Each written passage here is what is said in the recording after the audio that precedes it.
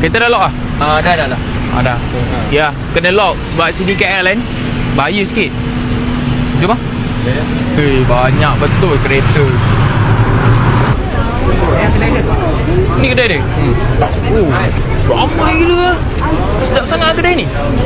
Ni petang punya cerita nak layan anak-anak makan nasi Arabia ni Jom masuk Info ada hinan dekat area Batu Bara. Terima. Abang, order dulu. Order makanan dulu. Ambil menu.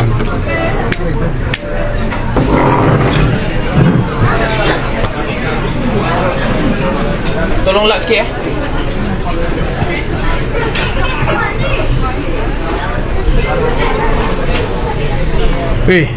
mana makanan ni tak sampai-sampai lagi ni?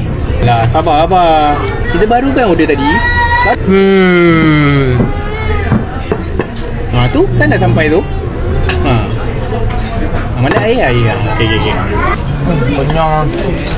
Sikitnya abang makan ni. Tak halu abang makan. Banyak lagi tu. Dek.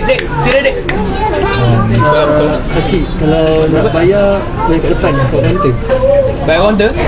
Asal lah? Tak, sistem dia macam kat kaunter lah. Sistem macam tu pula? Macam bayar kat kaunter pula. Kaman abang tak ada macam ni. Naman, nanti kau bayar. Okay. Abang pergi luar, kau tunggu sini Abang pergi luar esok. Mana abang ni Aduh, hilang pula.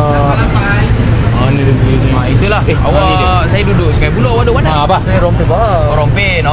Ni lah anak saya. Salam orang tu. Okay. Assalamualaikum. Pergi anak awak Masya Allah, boleh lah. Dah bayar dah tadi? Dah bayar. Duit balance? Dia balance, dia dalam beg ni. Dalam beg? Nanti bagi abang? Okay.